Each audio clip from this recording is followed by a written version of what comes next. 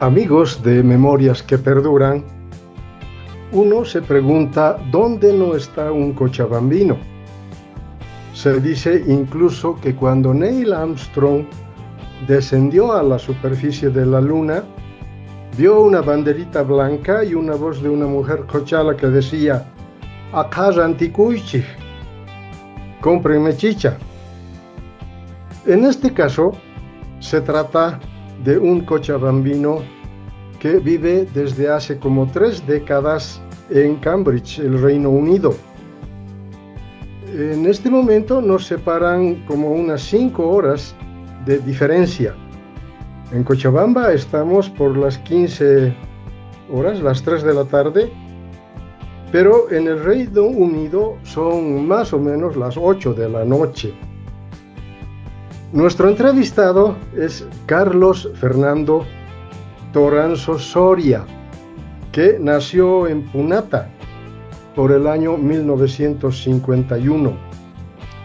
Decir que es un viajero, yo diría un viajero empedernido que está prácticamente lejos de su tierra y por muchas décadas.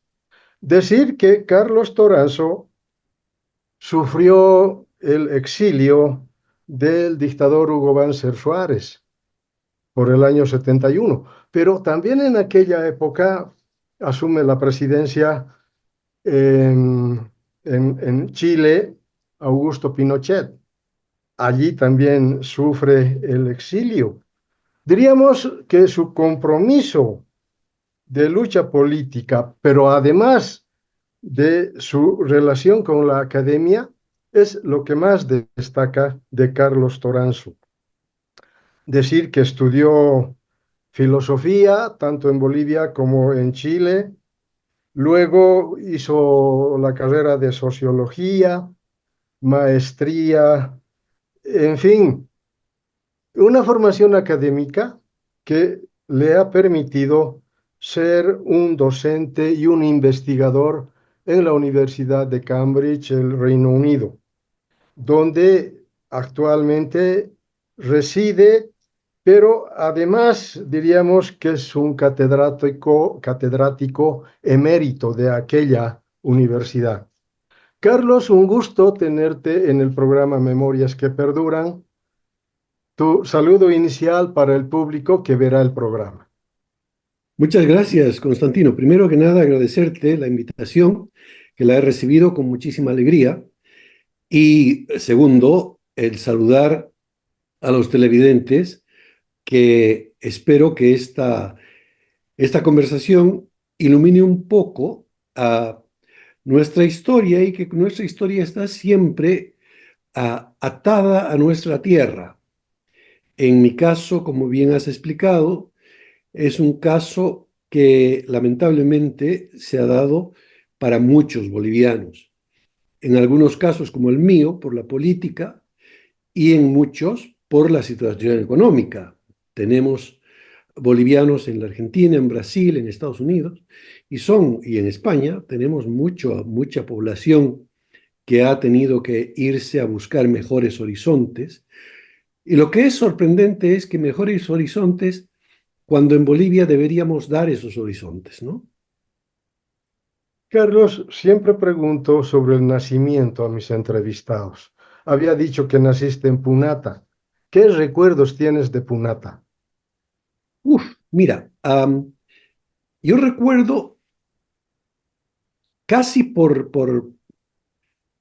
digamos, por repetición. Yo nací en Punata, Ajá, nací en la clínica del doctor Ferrufino y vivíamos en la calle Ancha y la clínica del doctor estaba justo enfrente de la casa.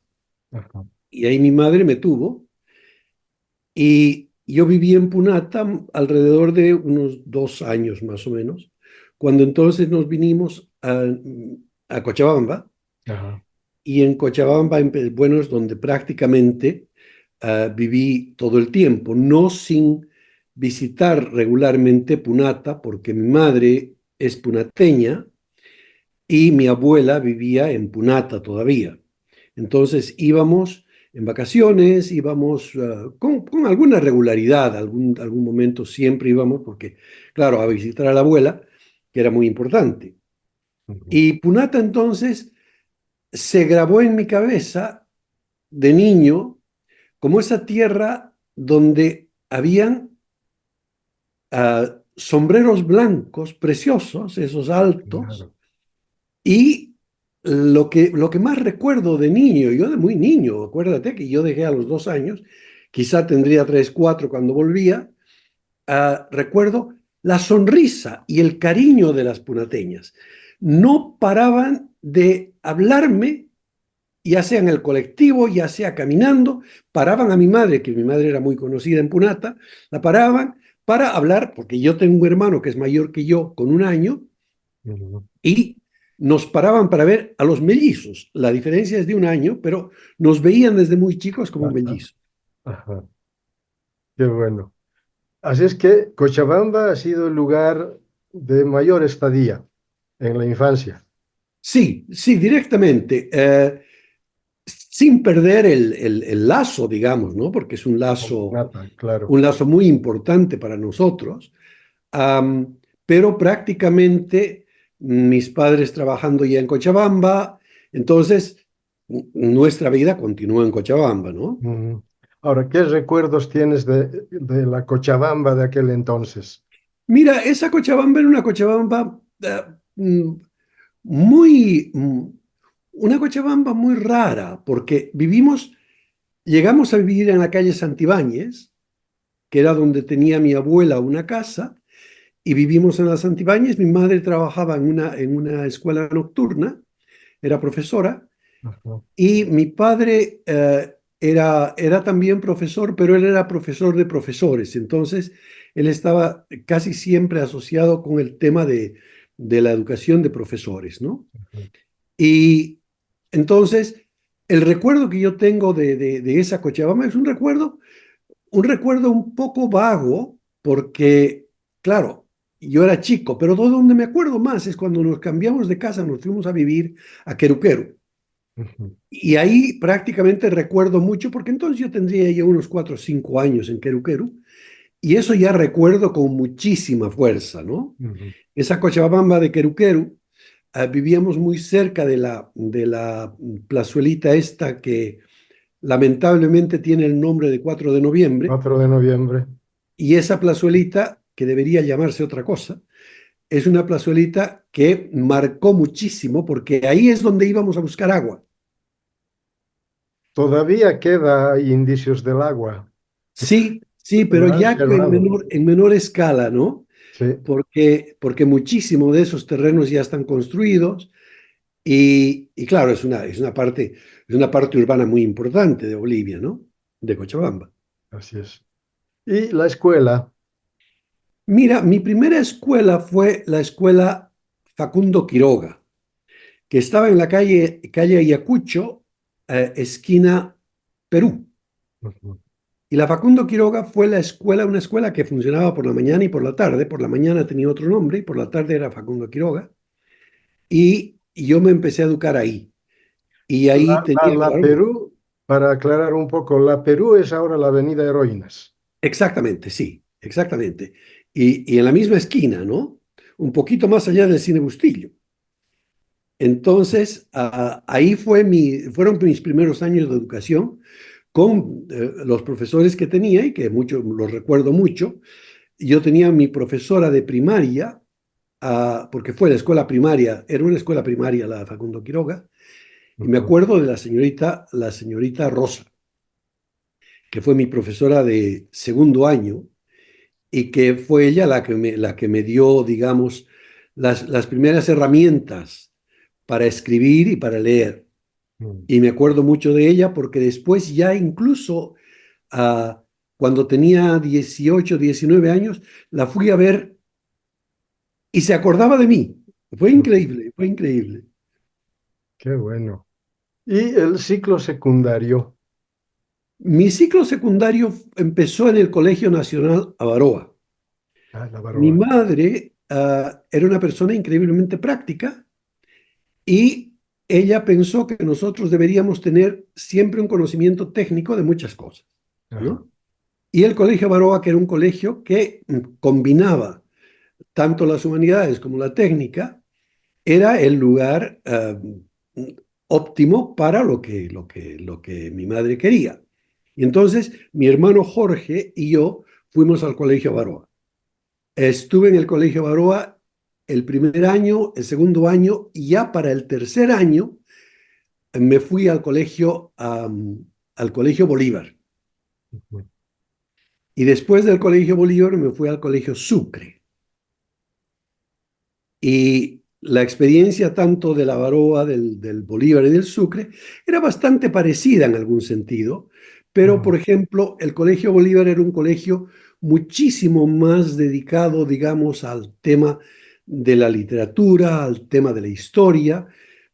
El colegio Avaroa era un colegio, se dedicaba muchísimo más al tema de geografía e historia, y el colegio Sucre, que tenía las pretensiones de ser un colegio que educaba dentro de las ciencias, ¿no? Pero en realidad eran solamente pretensiones, porque como sabes, el currículum era un currículum nacional, ¿no? No, no. no había una especialidad. Y después, precisamente por tener una actividad, y ya porque yo empecé mi actividad política en el Colegio Baroa, yo era presidente del curso, Ujú. y esto es el año 1963, 64, cuando hubo el golpe de Estado, ¿no? De De Barrientos. Barrientos. Y entonces, ahí, claro, era contra el MNR y fue un golpe de Estado bastante violento, ¿no? Ujú. Y nosotros, los estudiantes, tomábamos parte muy activa en la vida política, ¿no? Yo como representante del Colegio Avaroa, era también representante ante la FES, la Federación de Estudiantes de De Secundaria. secundaria. Y esto me abrió, digamos, una serie de puertas a la más bien puertas intelectuales, digamos, ¿no? Mm. Al estudio de un tipo de lenguaje que era un tipo de lenguaje bastante particular, ¿no? Porque la Federación de Estudiantes de Secundaria tenía muchísimos líderes muy buenos, pero eran líderes que tenían algún compromiso político ya hecho, ¿no? Porque, claro, la Federación de Estudiantes de Secundaria eran desde los 11 años hasta los 17, 18 años. O Ujú. sea que había una gama de estudiantes que tenían una variedad de experiencias, tanto sociales como políticas, ¿no? Ujú. Carlos, ¿recuerdas las pugnas que habían entre los estudiantes del Sucre y del Bolívar? Mira, esas pugnas ya habían disminuido, fueron Ah, pugnas que más bien se remitían a los años de juventud de mi padre, ajá. que todavía contaba de esas pugnas, ¿no? Mi padre fue estudiante del Colegio Bolívar y él recordaba de las pugnas con el Colegio Sucre. Pero eran más cuestiones de jóvenes, ¿no? Que la historia esta de que habían peleas todo el tiempo, no era así. Ajá. Era, digamos, la competencia era grande en el sentido tanto de academia como en el sentido de uniformes, de desfiles, ese tipo de cosas, ¿no? Ajá. Ya. ¿Y cómo surge la idea de estudiar filosofía? Pero Mira, además de hacerlo en La Paz. sí, yo estaba, como yo estaba, era ya relativamente, era bastante activo en la vida política, porque además era miembro de la Juventud de Estudiantes Cristianos, la JEC. Y en la JEC teníamos una actividad bastante interesante que iba desde los trabajos voluntarios en, en, desde el orfanato, ¿no? Ujú. Donde íbamos a hacer trabajos con los niños. Y esto yo cuando era chico, hasta trabajos donde íbamos a apoyar a los lugareños, a vacas, por ejemplo, a los estudiantes y a los padres de los estudiantes a Ujú. construir estaban construyendo aulas y fuimos con un grupo de la universidad y de los colegios, fuimos a trabajar y pasamos, yo creo que pasamos trabajando ahí unas 2 o 3 semanas en vacas, Ajá. pisando barro y ayudando a construir. Y luego Buenísimo. esto me llevó a la curiosidad de enterarme un poco sobre las ideas y el origen de las ideas y un poco entender a través de la filosofía, entender la política, ¿no? Porque eran épocas muy álgidas. Recuerda que el año 1967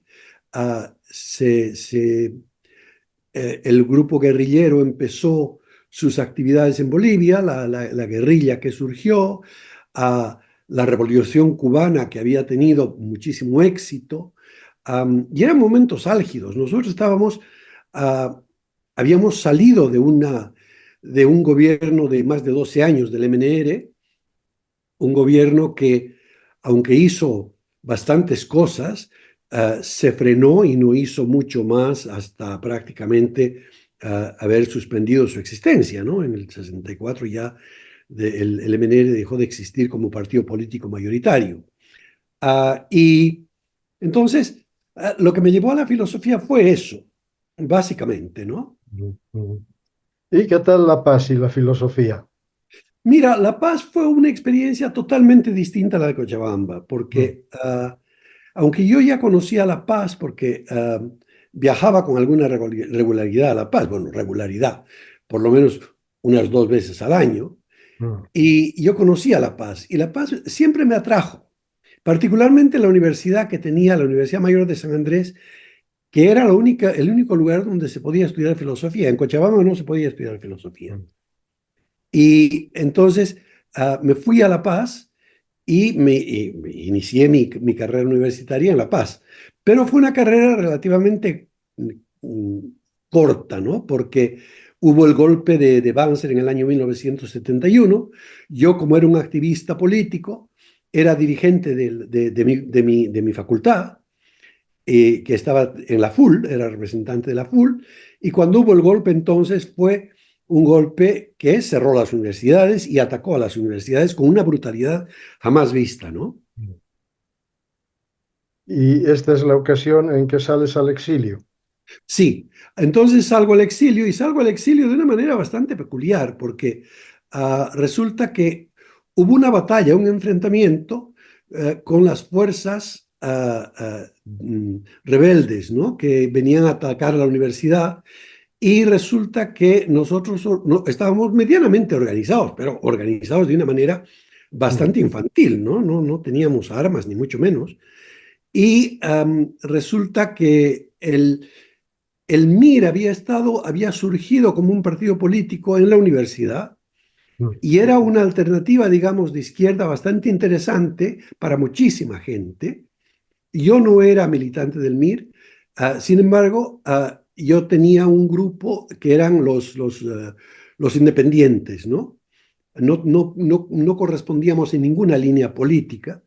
mm, Y cuando el golpe de Estado, bueno, el año 1971, que fue el año donde se generó la Asamblea Popular, el movimiento social fue un movimiento social increíblemente importante, ¿no?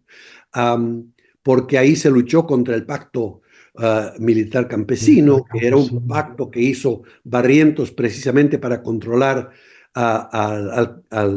el movimiento indígena boliviano.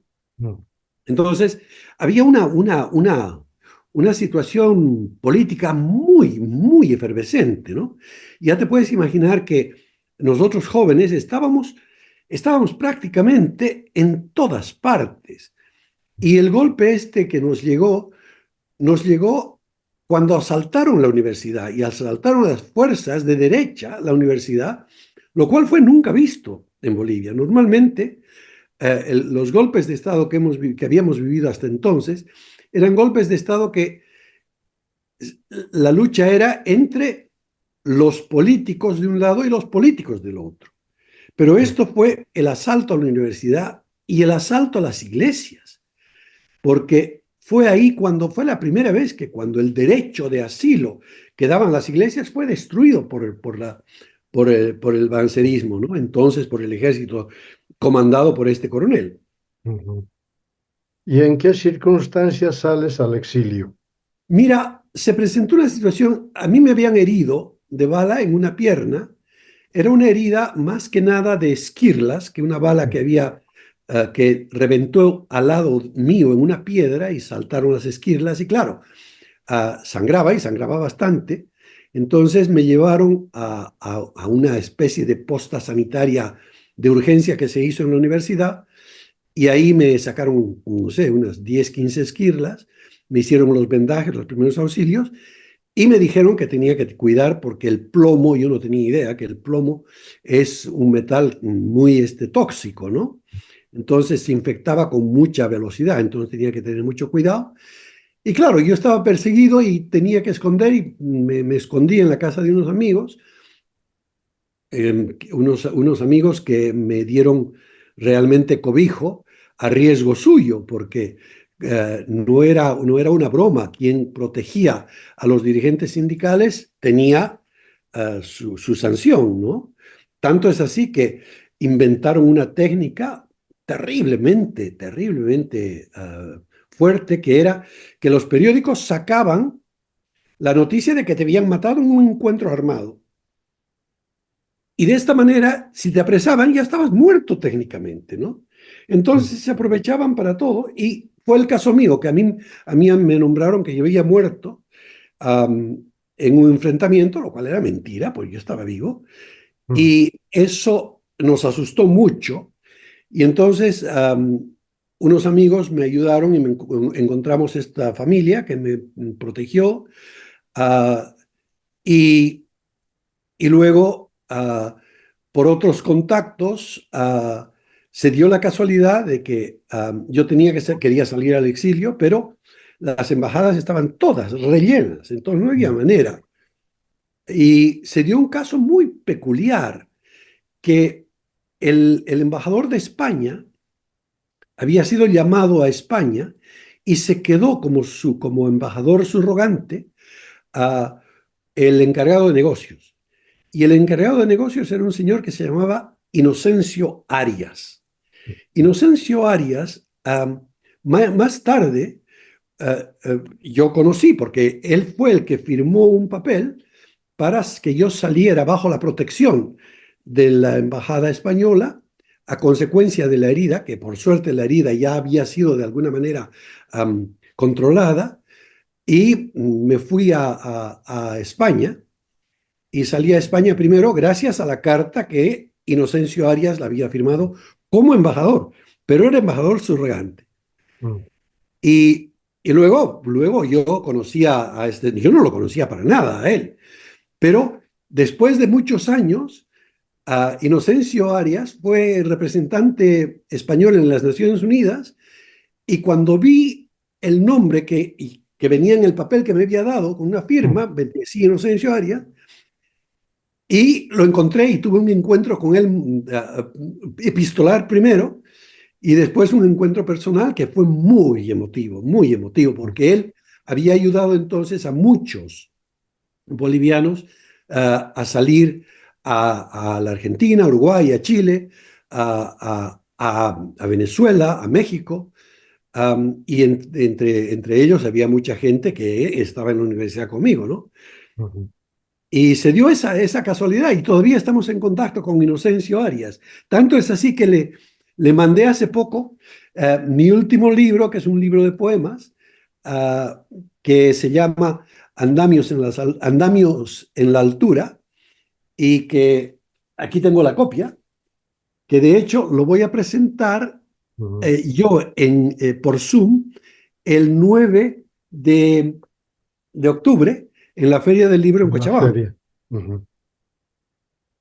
Buenísimo, qué bueno. Pero también en tu historia de vida aparece Chile y el exilio Sí, del claro. dictador Mira, Pinochet.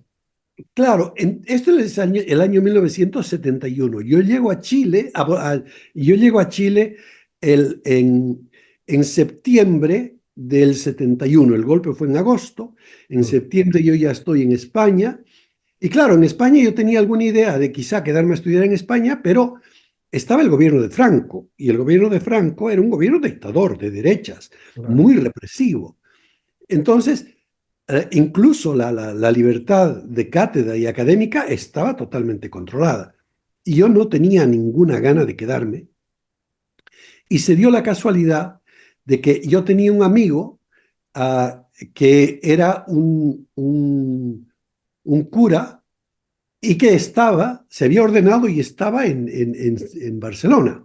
Ajá. Entonces yo me fui a Barcelona y él me ayudó a encontrar un barco de carga y en ese barco de carga me fui de Barcelona a Valparaíso. Y en Valparaíso me dieron asilo político y me quedé entonces ya en el Chile de Salvador Allende, Ujú. que de hecho confundiste Salvador Allende con Pinochet. Salvador Allende era el que estaba en el Claro, el gobierno, presidente. fue Ujú. derrocado por Pinochet, ¿no? Correcto. Y entonces yo continué con mis estudios en Chile, en el pedagógico, estudié filosofía y claro, mis estudios se truncaron otra vez por el golpe de Pinochet, que fue el 73.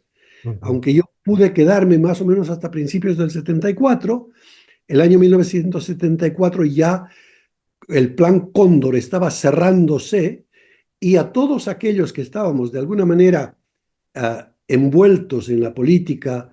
Claro, nosotros en Chile no teníamos ningún contacto ni actividad política, Ujú. pero como los dictadores se pusieron de acuerdo, el plan era apresar a los nacionales y devolverlos a su país, ¿no? Ujú. Y, y las Naciones Unidas, que era la que técnicamente me protegía, me dijeron, mejor tienes que irte porque mm, te podemos proteger aquí, pero si te apresan no damos ninguna garantía. Claro. Entonces, se presentó la grandísima suerte de que hubo un cambio de gobierno en el Reino Unido, había un gobierno conservador y ganó las elecciones el gobierno laborista, y el gobierno laborista entonces cambió la política que tenía el gobierno conservador respecto a Chile Ujú. y entonces nos dieron el asilo en el Reino Unido. De modo que en Reino Unido vas bastantes décadas. Sí, sí, sí, prácticamente son 50 años este año. Ujú. 50 años en Reino Unido. Con algún espacio, ¿no? Porque viví más o menos unos 9 años en España, Ujú. en Sevilla, y también estuve en Bolivia. Fui a Bolivia, estuve como profesor invitado en Bolivia.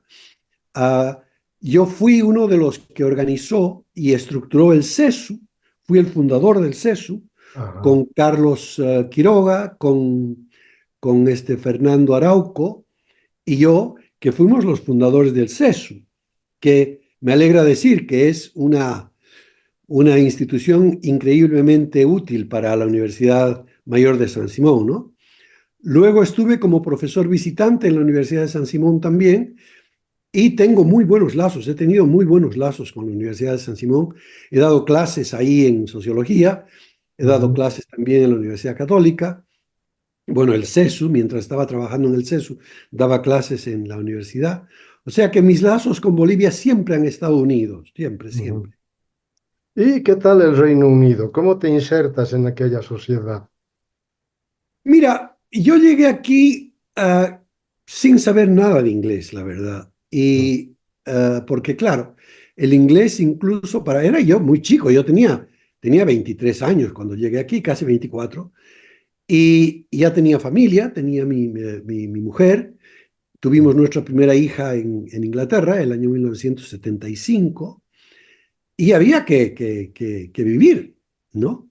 Por suerte se presentó la oportunidad de que yo podía estudiar, iba a estudiar filosofía, continuar con filosofía, pero lamentablemente la filosofía en Inglaterra entonces era una filosofía muy purista, Ujú. no muy abierta al pensamiento que estaba entonces en boga en Francia, bueno, en Alemania, y los filósofos franceses y alemanes aquí apenas se los veía, ¿no? Se habían quedado con los positivistas y nunca más entraron ni a los modernos, a Merleau-Ponty y muchos otros nombres, ¿no? Que no funcionaban en la estructura curricular de la universidad.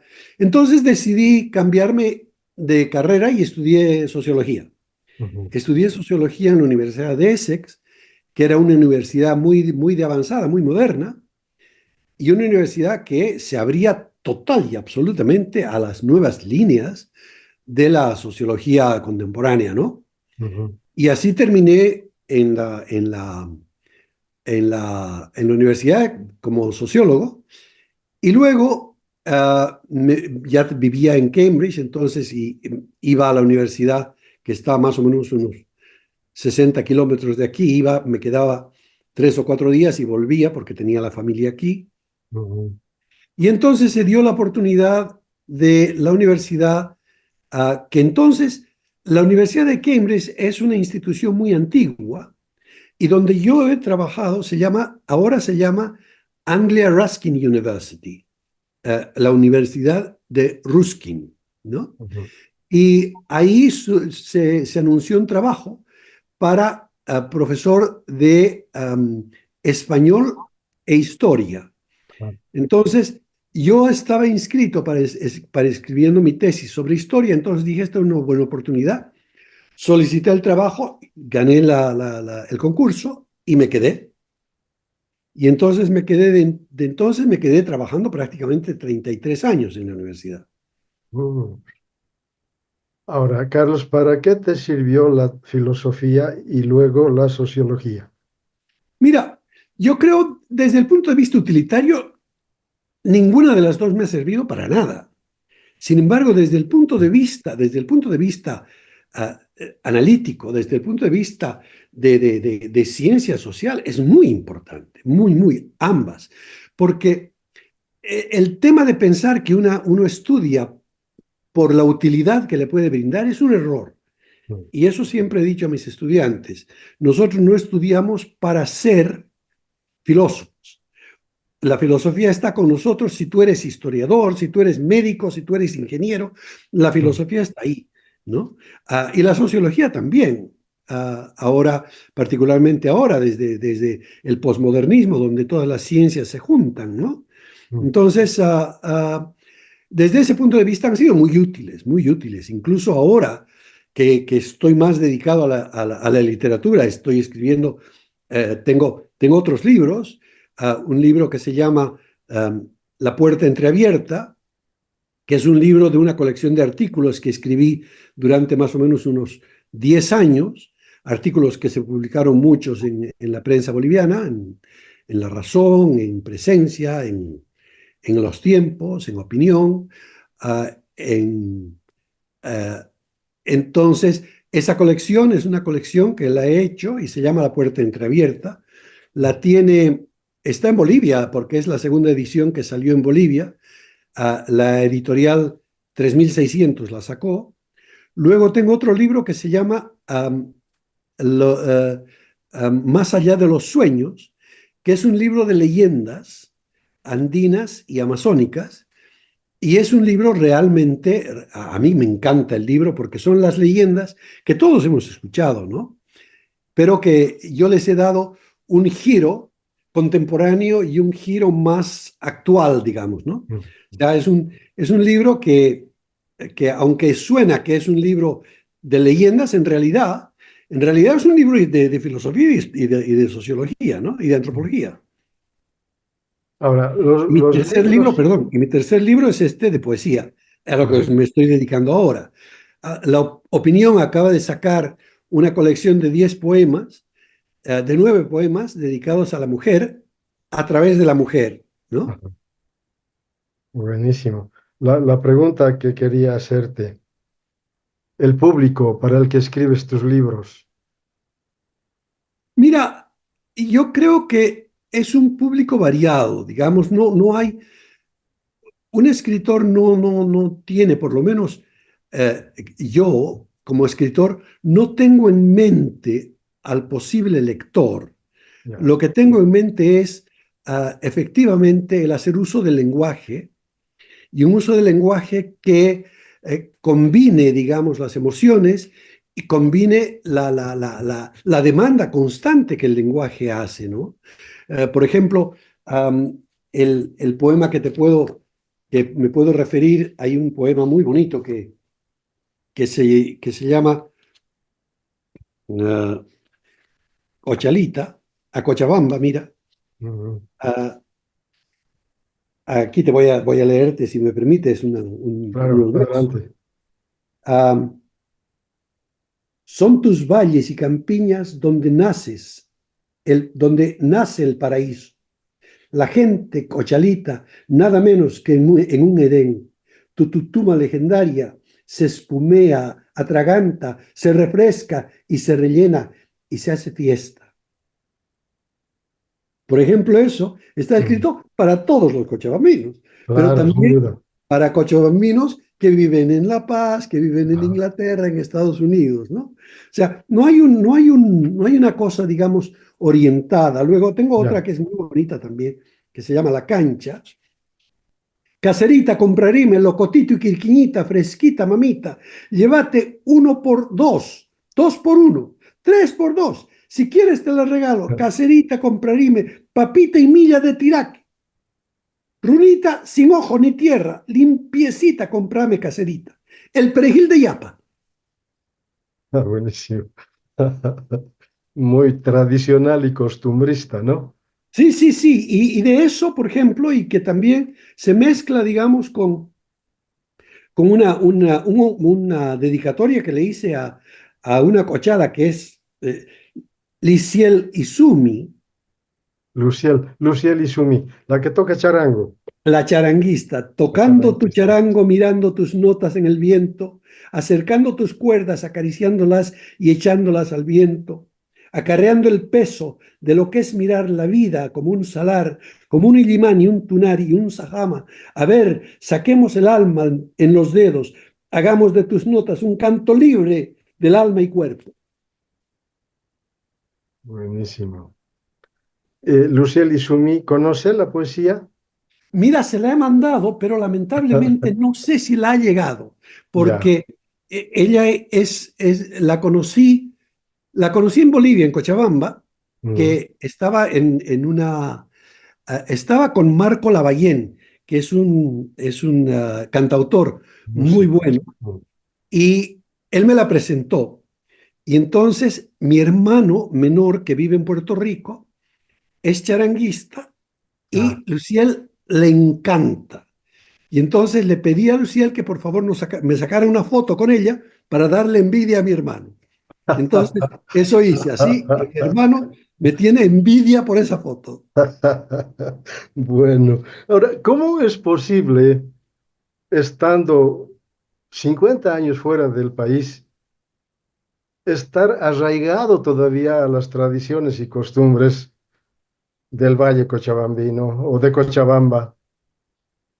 Mira, yo creo que en realidad yo salí de Bolivia ah, sin haber, sin haber hecho nada más que buscar el bien social.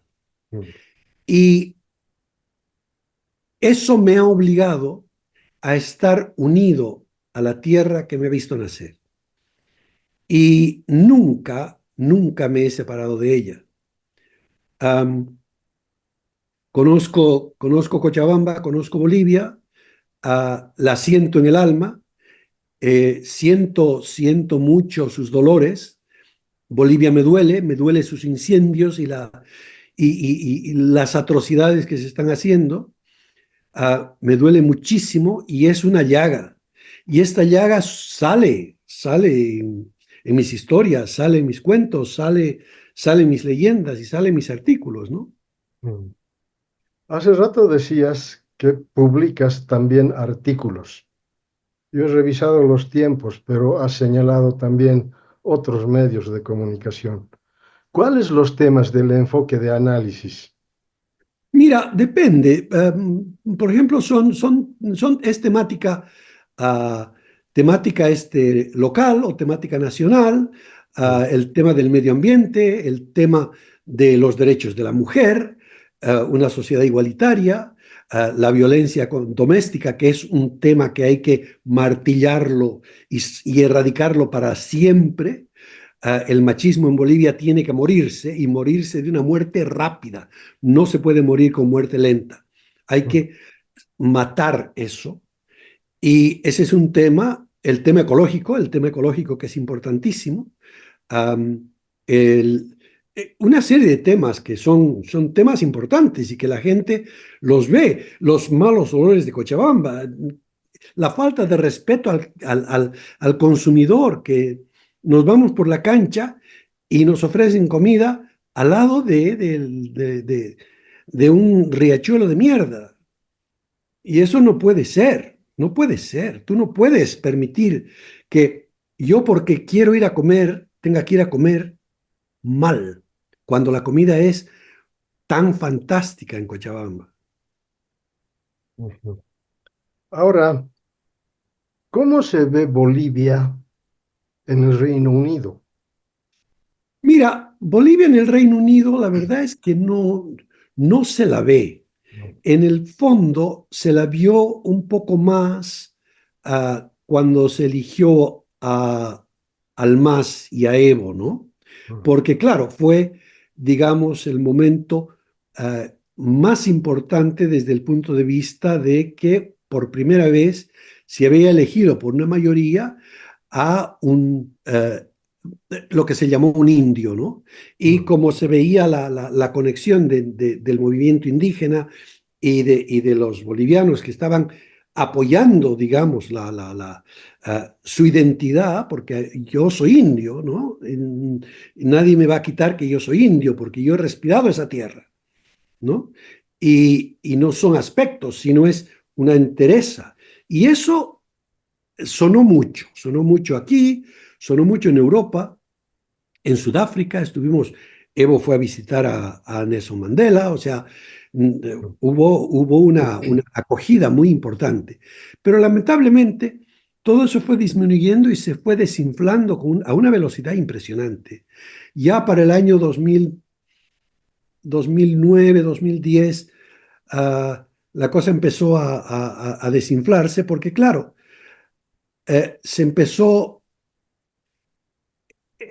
a hacer que la crisis económica era una crisis económica que estaba sin una salida interesante, aunque habían una serie de medidas que estaban funcionando, pero no se crearon empleos, la agricultura estaba concentrándose en los de siempre y no había una apertura a los pequeños productores. Entonces, eso ya fue desinflando, digamos, esta especie de idea, ¿no? Con mm, la que surgió el MAS y Evo, evidentemente. Ahora, lamentablemente, lo que más nos hace ver en Europa son los incendios. Y mm, son incendios provocados, cada vez se sabe más, unas leyes que no quieren cambiarlas porque ah, han hecho promesas de tierras en un país que lo que lo que tiene son selvas y nosotros somos un país que puede producir, en 3 hectáreas puede producir mucho, ¿no?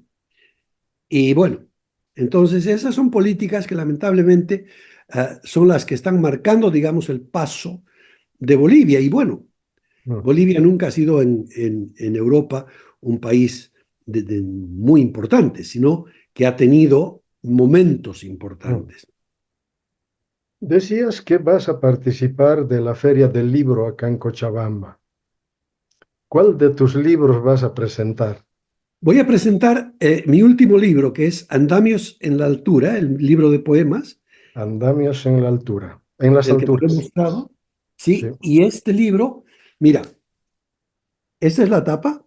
Andamios en la Altura, y lo voy a presentar en el 9 de octubre a las 3 de la tarde en el Salón Werner Guten Tag. del, del Campo Frial, en la Lalay. Sí. Va a Así que estar, están invitados todos, por favor, si pueden venir.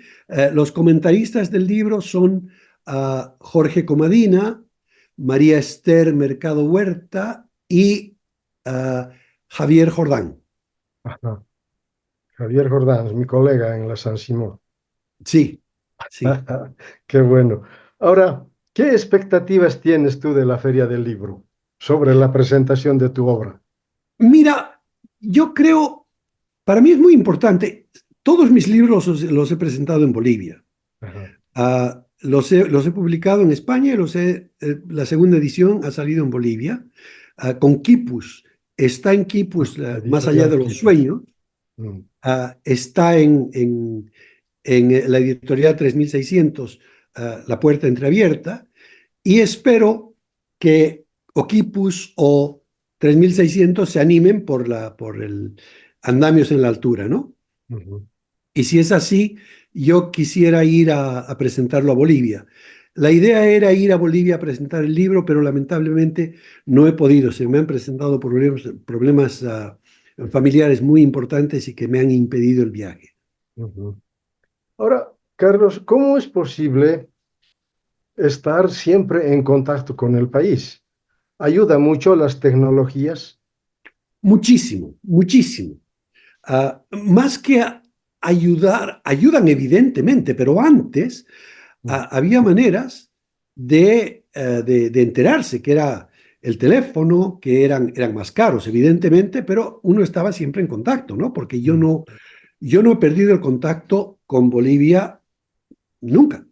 mm, Tanto es así que he estado trabajando en la universidad, he estado en contacto con la universidad, hemos tenido una serie de cooperaciones entre el Reino Unido y la Universidad de San Simón, o sea que nunca he dejado del contacto.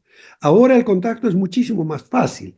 Yo mm. leo el periódico antes que ustedes, porque el No, seguro. periódico sale alrededor de las 4 o 5 de la mañana y yo ya lo estoy leyendo.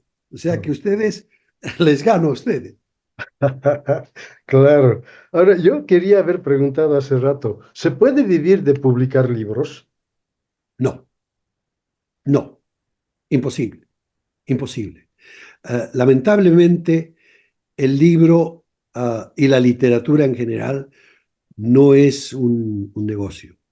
Mm, Uh, yo creo que son pocos los que logran vivir de su producción literaria, ¿no?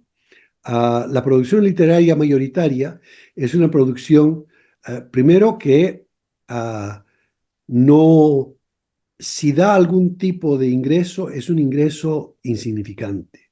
mm, Por eso es que todos los escritores um, uh, trabajamos en otras cosas, ¿no?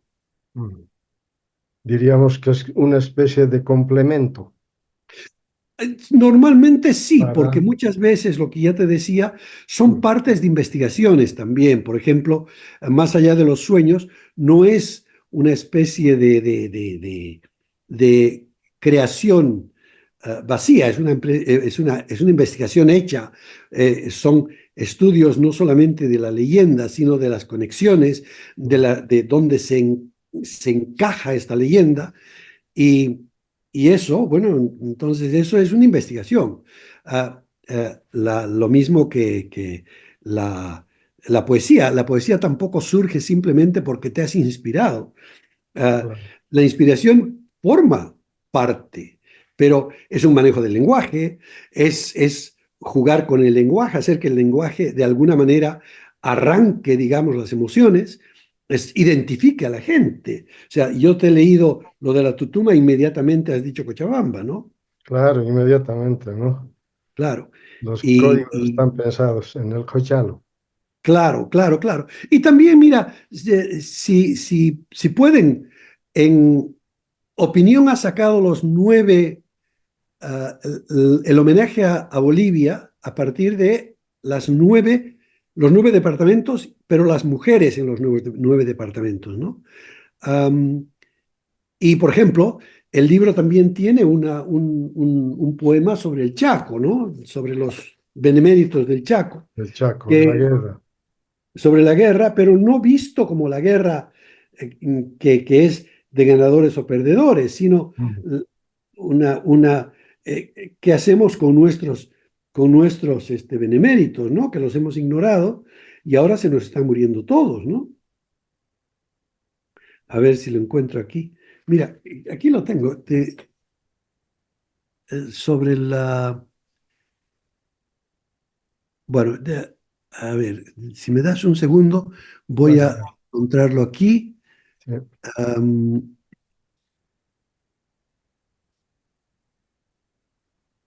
Mira, este poema se llama Maldito Chaco. Está en el libro ah, Andamios en la altura. Am, los fusiles Mauser, las historias, todo unía valentía, nación y olvido. Todo juntaba, nuestros abuelos, nuestros tíos, nuestros primos, todos sabíamos que la guerra nos tocó el alma, el pie y la historia. Todos sabíamos, valerosos combatientes, urdidos en selvas desconocidas, húmedas y secas, mataban con sed y hambre. Todos sabíamos de las penas, del hambre y del abandono. Todos sabíamos que los cielos rojos en el horizonte frío eran señas de triunfo.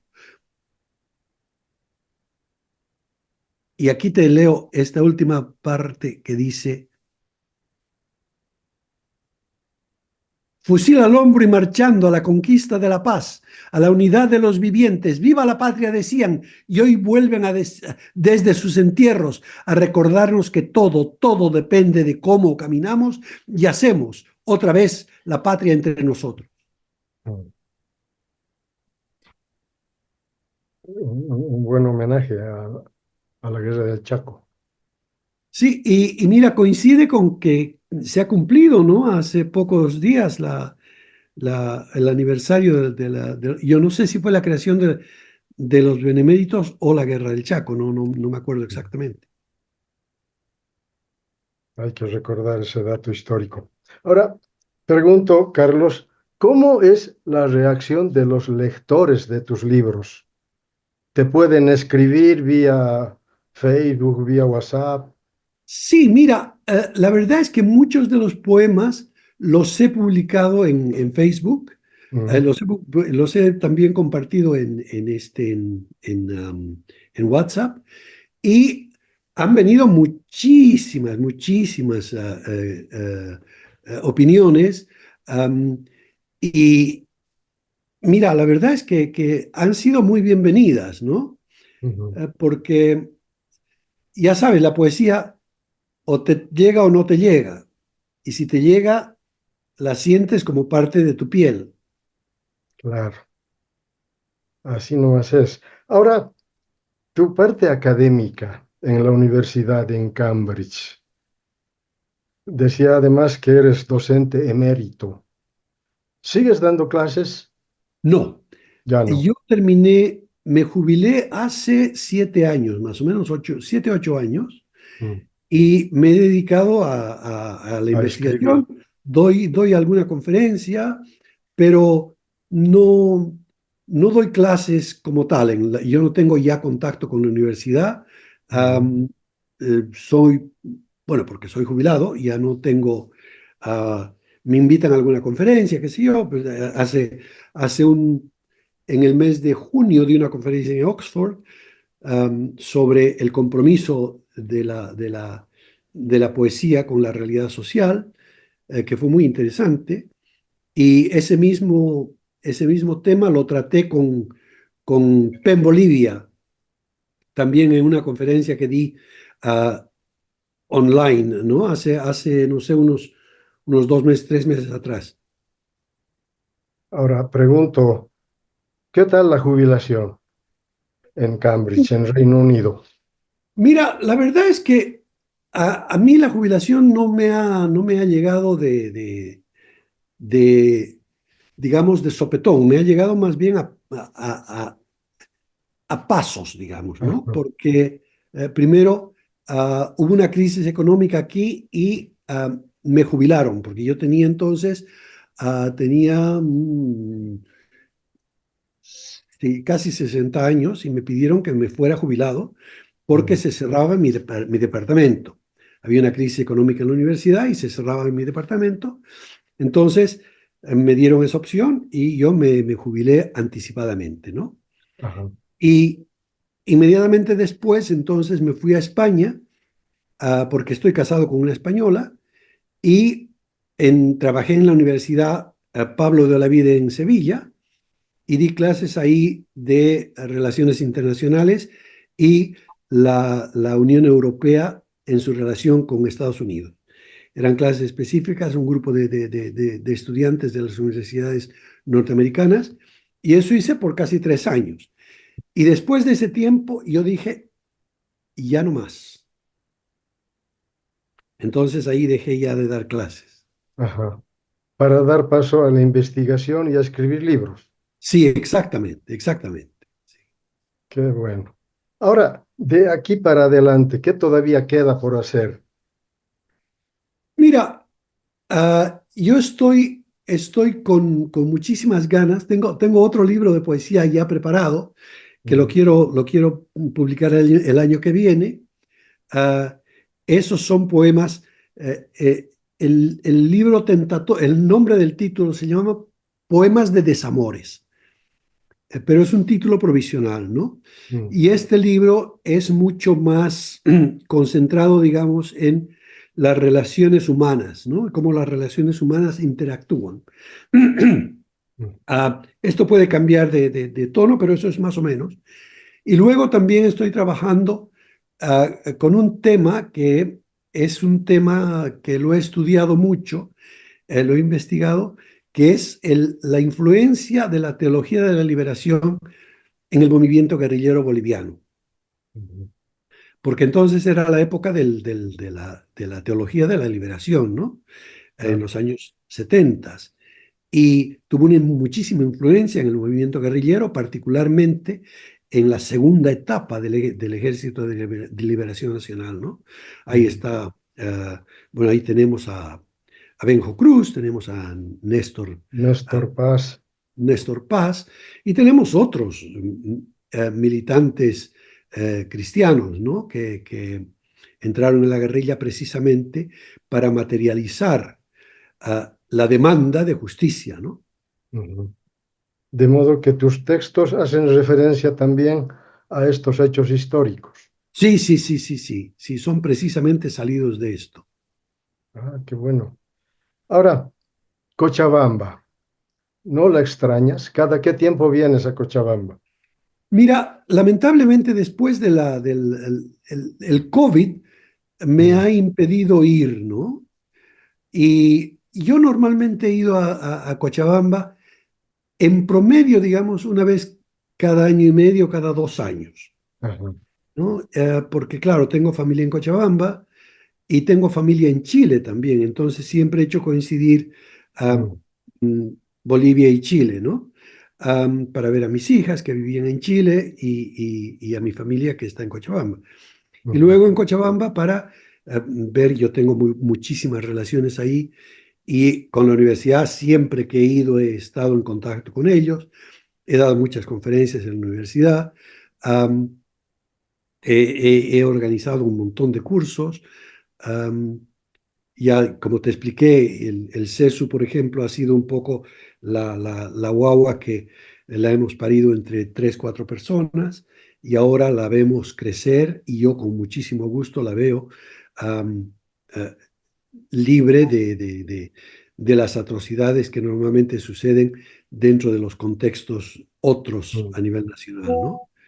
Para el público, aclarar que el CESU es el Centro de Estudios Superiores Universitarios, Sí, exactamente, sí, una unidad de San Simón que se dedica al posgrado. Y bueno, exactamente, por supuesto que hace un buen aporte. Ahora el director es Fernando Mayorga, exactamente, sí. ¿no? Qué bueno. Ahora, em, en Cochabamba, cuando vienes de visita, ¿qué tiempo te quedas? Mira, Normal. normalmente me quedo alrededor de unas 4 o 5 semanas. Ah, ¿Y qué haces en Cochabamba? Mira, la verdad es que me paso visitando amigos, familia, recorriendo un poco, si voy a Punata, que tengo que ir a Punata algún momento. De hecho, tengo un poema a Punata que les he mandado a los punateños, pero no le han dado pelota. Ya, me lo Así tienes que, que mandar a mí para que yo vaya a Punata. perfecto, te lo voy a mandar, hermano, te lo voy a mandar y ya se los muestras porque es, es, eh, tú sabes que Punata, para la familia de mi madre, Punata es muy importante porque, no sé si te comenté, yo soy Soria por apellido de Bien. mi madre y mi madre es Soria Ardaya, Ajá. porque los Ardaya han sido muy importantes en Punata, ¿no? Y incluso ha sido un diputado, David Ardaya, está el primer punateño que ha sido del Partido Liberal como diputado, ¿no? Ajá. Entonces, Punata siempre ha estado en nuestro corazón. Yo he ido a tocar las campanas en la iglesia de chico. O sea, Punata siempre está ahí con nosotros, ¿no? Qué bueno. Punata, una ciudad del Valle Alto que continúa en crecimiento urbano, ¿no? Al Claro, igual que las ciudades. exactamente, exactamente, sí. Bueno, Carlos, ha sido grato conversar en estas memorias que perduran. Te pediría que te despidas del público que va a ver el programa. Muchísimas gracias, Constantino. Te agradezco otra vez esta invitación tan interesante y es un programa que creo yo que marca de alguna manera am, la historia de los cochabambinos, la historia de los bolivianos. Yo soy un seguidor, he visto la entrevista con Adolfo Cáceres, he visto la entrevista con Julio. Am, Ay, ¿cómo es el apellido? Julio. Beizaga, eh, Beizaga, claro. sí, y bueno, y otras más, y con mucho gusto y con un, con un sabor de qué bien que se esté haciendo una, una memoria oral y bueno, y audiovisual para que la gente se refiera, ¿no? Y De al hecho, público, muchísimas gracias por ver el programa y dedíquenle algún tiempo a la lectura, dedíquenle más tiempo a la vida y al cuidado de nuestra querida tierra. bueno, antes de finalizar, quería decirte que el programa ya cuenta con un promedio de 370 entrevistas. Y entre ellas está también Gustavo Rodríguez, que te ha entrevistado en el canal 11 Televisión Universitaria y he tenido el agrado de mirar este programa ayer por la tarde. Exactamente, sí, Gustavo, un grandísimo amigo mío. Y de hecho, yo le escribí un homenaje que gracias a Dios no fue póstumo, lo Mm. llegó a leer 2 días antes de morirse. Oh, qué bueno, qué bueno. Carlos, ha sido un gusto. Un, Igualmente, un abrazo y estamos en contacto. igualmente, Constantino, muchas gracias, muchas Bueno, gracias. amigos del programa, en estas memorias que perduran, hemos recuperado la historia de vida de Carlos Fernando Toranzo Soria, un punateño, un cochabambino, que actualmente radica en Cambridge, en el Reino Unido.